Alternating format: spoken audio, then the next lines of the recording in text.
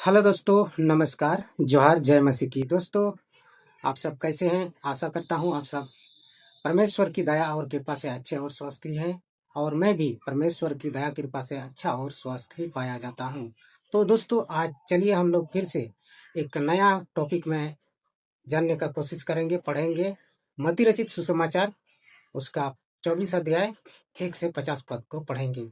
तो आज के इस पाठ से हमें क्या शिक्षा देने का प्रयास कर रहे हैं हमारे परमेश्वर पिता, हम लोग आइए जानते हैं इस पाठ को पढ़ने के बाद। तो चलिए पढ़ने के लिए स्टार्ट करता हूँ। तो दोस्तों, मंदिर के विनाश की भविष्यवाणी। ईसा मंदिर से निकलकर जा रहे थे कि उनके शिष्य के उनके पास आए और उन्होंने मंदिर की इमारतों की ओर उनका ध्यान आकर्षित किया। ईसा ने उनसे कहा, तुम सब देख रहे हो तुम सब देख रहे हो ना? मैं तुम लोगों से यह कहता हूँ, यहाँ एक पत्थर पर दूसरा पत्थर पड़ा नहीं रहेगा, सबका दिया दिया जाएगा। जब ईसा जैतून पहाड़ पर पहुंचकर बैठ गए तो शिष्य एकांत में उनके पास आए और बोले, हमें बताइए, यह सब कब होगा? आपके आगमन और युग के अंत का चिन्ह क्या होगा? तो यीशु मसीह ने से सवाल किया। यीशु मसीह जब मंदिर से निकल कर जा रहे थे, तो उनके चेले ने उनसे सवाल पूछा कि उनको मंदिर की ओर ध्यान उसका आकर्षित करवाया। उसको दिखाया कि ईश्वर ने ईसा से उन्हें पूछा, तुम यह सब देख रहे हो? यीशु मसीह ने उन लोगों को कहा कि तुम सब देख रहे हो कि एक पत्थर दूसरे पत्थर पर क्या है, टिका हुआ है। लेकिन पड़ा, एक ऐसा समय आएगा कि इसका एक भी पत्थर नहीं दिखेगा। जब ईसा जैतून पहाड़ पर पहुंच कर बैठ गए तो शिष्य एकांत में उसके पास आगे आए और बोले। जब यीशु मसीह ने मंदिर से निकलकर जैतून पहाड़ पर जाकर के बैठ गया, उसी समय उसी वक्त उनके चेले एकांत में जाकर उनसे सवाल करने लगे कि आप जो मंदिर का एक ईंट एक पत्थर नहीं रहेगा ये बात बोल रहे हैं, ये कब होगा? ये सब जो है कब होगा? आपके आगमन और युग के अंत का चिन्ह क्या होगा? यीशु मसीह का आगमन का चिन्ह क्या होगा? यही सब उनको पूछा गया। ईसा ने उन्हें उत्तर दिया, सावधान रहो, तुम्हें कोई नहीं बहकाए, क्योंकि बहुत से लोग मेरा नाम लेकर आएंगे और कहेंगे, मैं मसीह हूँ, और वे बहुतों को बहका देंगे। दोस्तों, यहाँ पर यीशु मसीह उन सबों को जवाब दे रहे हैं कि तुम लोग बहकावे में मत जाना, किसी के बहकावे में मत जाना, क्योंकि उस समय जब युग का अंत होगा, उस समय हमारे नाम से बहुत सारे लोग आएंगे और आप लोगों को बहकाएंगे। वे कहेंगे कि मैं ही ईसा मसीह हूँ, लेकिन आप लोगों को उनके बातों पर ध्यान नहीं देना है। तुम युद्धों की चर्चा सुनोगे और युद्धों के बारे में अफवाहें सुनोगे, इससे वही घबराओगे, क्योंकि ऐसा ऐसा हो जाना अनिवार्य है, परंतु यही अंत नहीं है। तो यीशु मसीह ने उन सबको कहा, तुम लोग युद्धों की जो खरवा सुनोगे, युद्ध के बारे में अफवाह सुनोगे, लड़ाई झगड़ा के बारे में, लड़ाई के युद्ध के बारे में सब अफवाह सुनोगे, लेकिन इन सब सुनने के बाद तुम लोग घबराओगे नहीं, क्योंकि ऐसा ही होना है, ऐसा होना अति आवश्यक है, ऐसा ही होगा। परंतु वही अंत नहीं है, लेकिन अंत वहीं पर समाप्त नहीं है। राष्ट्र के विरुद्ध राष्ट्र उठ खड़ा होगा और राज्य के विरुद्ध राज्य। जहाँ तहाँ अकाल, महामारियां और भूकंप होते रहेंगे। दोस्तों, युग का अंत जब होगा तो भूकंप आएगा, एक राज्य दूसरे राज्य के विरुद्ध में लड़ेगा, लड़ाई झगड़ा करेगा, बहुत कुछ होगा। और ये सब होना जरूरी है। अगर ये सब नहीं होगा तो युग का अंत भी नहीं होगा। यह सब विपत्तियां का आरंभ मात्र होगा। ये सब जब होगा, भूकंप होगा, युद्ध होगा, तो ये सब आरंभ होगा, माने शुरुआती दौर पर होगा। उस समय लोग तुम्हें पकड़वा कर घोर यातना देंगे, मार डालेंगे। मेरे नाथ के कारण सब राष्ट्र तुमसे बैर करेंगे। और क्या करेंगे? तुझे पकड़कर मार डालेंगे। मेरे नाम के कारण तुमको बहुत कुछ करेंगे, बहुत परेशान करेंगे। बहुत से लोग विचलित हो जाएंगे। वे एक दूसरे को पकड़वाएंगे और एक दूसरे से बैर करेंगे। बहुत से झूठे नबी प्रकट होंगे और बहुतों को पकड़वाएंगे। अधर्म होंगे और अधर्म बढ़ने से लोगों में प्रेम भाव घट जाएगा, किंतु जो अंत तक धीर बना रहेगा उसी को मुक्ति मिलेगी। सारे संसार में राज्य के इस सुसमाचार का प्रचार किया जाएगा, जिससे सब राष्ट्र को इसका संयम मिले और तब अंत आ जाएगा। दोस्तों, इस दुनिया का युग का अंत तभी होगा जब पूरा दुनिया में यीशु मसीह का सुसमाचार सुनाया जाएगा। और अंत के समय में बहुत परेशानी करना पड़ेगा। यीशु मसीह के कहने के मुताबिक हम मानव जाति को, जो यीशु मसीह के विश्वास पर चलते हैं, उसको बहुत दिक्कत होगा। तब ये सब पूरा दुनिया में फैल जाएगा, तब युग का अंत होगा। जब तुम लोग मंदिर में उजाड़ का वह विभत्स दृश्य देखोगे, जिसकी चर्चा नबी दानियल ने की, पढ़ने वाला समझ से लो।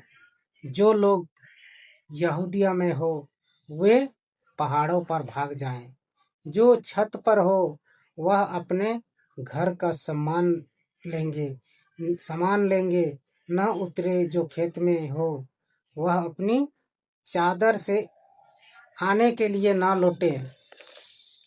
उनके लिए शौक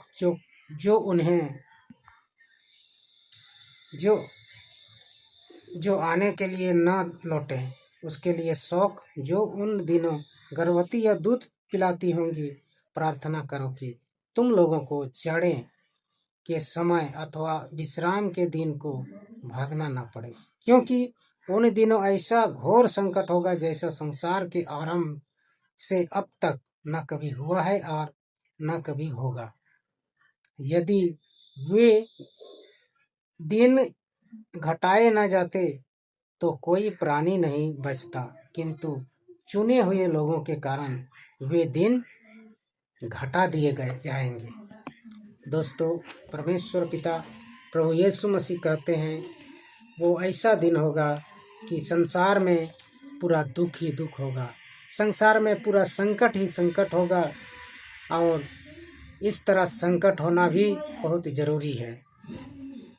यदि उस समय कोई तुम लोगों से कहे देखो मसीह यहाँ है अथवा वह वहाँ है, तो विश्वास नहीं करोगे, क्योंकि झूठे मसीह तथा झूठे नबी प्रकट होंगे और ऐसे महान चिन्ह तथा चमत्कार दिखाएंगे कि यदि संभव होता तो वे चुने हुए लोगों को भी बहकाते। देखो, मैंने तुम्हें पहले ही सचेत किया है। दोस्तों, इस तरह बहुत सारे झूठे नबी आएंगे और एक से एक चमत्कार दिखाएंगे, लेकिन उन पर विश्वास नहीं करना है। केवल परमेश्वर पर विश्वास करेंगे और उस समय हमारे युगों का अंत हो जाएगा, मानव पुत्र का पुनरुत्थान होगा। फिर यदि वे तुम लोगों से कहे देखो वह निर्जन प्रदेश में है, तो वहीं जाओ, अथवा उड़ पतंग कोठरी में है, तो विश्वास नहीं करोगे, क्योंकि जैसे बिजली पूर्व से निकलकर पश्चिम तक चमकती है, वैसे ही मानव पुत्र का आगमन होगा। दूसरा आगमन जब होगा मानव पुत्र का, तो जिस तरह बिजली पूरब से पश्चिम की ओर जाती है, कड़कती है, उसी तरह मानव पुत्र का भी आगमन होगा। जहाँ कहीं लाश होगी, वहाँ गिद्ध इकट्ठे हो जाएंगे। जहाँ पर लाश होगा वहाँ तो गिद्ध का इकट्ठा होना जरूरी है। उन दिनों के संकट के तुरंत बाद सूर्य अंधकारमय हो जाएगा, चंद्रमा प्रकाश नहीं होगा। उस समय आकाश में चंद्रमा प्रकाश नहीं कर पाएगा, तारे के से सिर आएंगे और आकाश की शक्तियां विचलित हो जाएंगी। उन दिनों के संकट के तुरंत बाद सूर्य अंधकारमय हो जाएगा, चंद्रमा प्रकाश नहीं देगा, सारे आकाश से गिर जाएंगे और आकाश की शक्तियां विचलित हो जाएंगी। तब आकाश में मानव पुत्र का चिन्ह दिखाई देगा। पृथ्वी के समस्त राष्ट्र खाती पड़ेंगे और मानव पुत्र को अपार सामर्थ्य और महिमा के साथ आकाश के बादलों पर आते हुए देखेंगे। वह तुरही की तुमुल ध्वनि के साथ अपने दूतों को भेजेगा और वे चारों दिशाओं में आकाश के कोने कोने से उसके चुने हुए लोगों को एकत्र करेंगे। तो दोस्तों, जब यीशु मसीह का आगमन होगा तो बहुत ही अचंभित करने वाला होगा। जैसे कि यहाँ कहा गया है कि ना उस समय सूर्य अंधकार हो जाएगा, सूर्य जो है सब अंधकार हो जाएगा, पूरा दुनिया पूरा विश्व अंधकार हो जाएगा और मानव पुत्र बादल से आते हुए देखेंगे। उनके साथ में उनके जो स्वर्गदूत हैं वो साथ में रहेंगे और पूरा दिशाएं जो है क्या होगा, अंधकार रहेगा। आकाश के कोने कोने से उनके चुने हुए लोगों को एकत्र करेंगे और क्या करेंगे, जब उसका आगमन होगा तो पूरा दुनिया में उनके जो भी लोग हैं, यीशु मसीह के जो भी लोग हैं, सबको उनके सामने एकत्रित किया जाएगा। यह सब कब होगा? अंजीर के पेड़ से शिक्षा लो। जब उसकी टहनियाँ बन जाती है और उनमें अंकुर फूटने लगते हैं, तो तुम जान जाते हो कि गर्मी आ रही है। इसी तरह जब तुम लोग यह सब देखोगे तो जान लो कि वह निकट है, द्वार पर ही है। मैं तुमसे कहता हूँ कि इस पीढ़ी का अंत हो जाने के पूर्व ही ये सब बातें घटित हो जाएंगी। आकाश और पृथ्वी टल जाएं तो टल जाएं, परंतु मेरे शब्द नहीं टल सकते। उस दिन और उस घड़ी के विषय में कोई नहीं जानता, न तो स्वर्ग के दूत और न पुत्र, केवल पिता ही जानता है। दोस्तों, ये सब बातें जो परमेश्वर ने लिखी है बाइबल में, आकाश टल सकता है लेकिन परमेश्वर की लिखी हुई बातें नहीं टल सकता। एक दिन अवश्य ऐसा होगा, ये दुनिया का अंत हो जाएगा और मसीह में जितने भी विश्वास रखने वाले लोग हैं, परमेश्वर पर जितना भी लोग विश्वास करते हैं, उन सबों को एक जगह एकत्रित कर दिया जाएगा। जो नूह के दिनों में हुआ था वही मानव पुत्र के आगमन के समय होगा। जल प्रलय के पहले नूह के जहाज पर चढ़ने के दिन तक लोग खाते पीते और शादी ब्याह करते रहे। जब तक जल प्रलय नहीं आया और उसने सबको बहा नहीं दिया, तब तक किसी को इसका कुछ भी पता नहीं था। मानव पुत्र के अपमान के समय वैसा ही होगा। उस समय आगमन के समय ऐसा ही होगा। उस समय 2 पुरुष खेत में होंगे, एक उठा लिया जाएगा और दूसरा छोड़ दिया जाएगा। 2 स्त्रियां चक्की पीसती होंगी, एक उठा ली जाएगी और दूसरी छोड़ दी जाएगी। इसलिए जागते रहो, क्योंकि तुम नहीं जानते कि तुम्हारे प्रभु किस दिन आएंगे। वह अब अच्छी तरह समझ लो, यही घर के स्वामी को मालूम होता कि चोर रात के किस पहर आएगा, तो वह जागता रहता और अपने घर में सेंध लगने नहीं देता। इसलिए तुम लोग भी तैयार रहो, क्योंकि जिस घड़ी तुम उसके साथ में, जिस घड़ी तुम अपने ही नहीं सोचते, उसी घड़ी मानव पुत्र आएगा। दोस्तों, जब दूसरा आगमन होगा प्रभु यीशु मसीह का, उस घड़ी का किसी को पता नहीं रहेगा। और जो खेत में रहेगा, जो हल चलाएगा, दो आदमी अगर हल चलाते हैं, एक को उठा लिया जाएगा, एक को छोड़ दिया जाएगा। इस तरह घटना घटेगी उस समय। तो इसीलिए प्रभु पिता परमेश्वर हमें कहते हैं, जागते रहो और तैयार रहो। कौन ऐसा ईमानदार और बुद्धिमान सेवक है जिससे उसके स्वामी ने अपने नौकर चाकरों पर नियुक्त किया है, ताकि वह समय पर उन्हें रसद बांटा करे। धन्य है वह सेवक जिसका स्वामी आने पर उससे ऐसा करता हुआ पाएगा। मैं तुम लोगों से यह कहता हूँ, वह उससे अपनी सारी संपत्ति पर नियुक्त करेगा।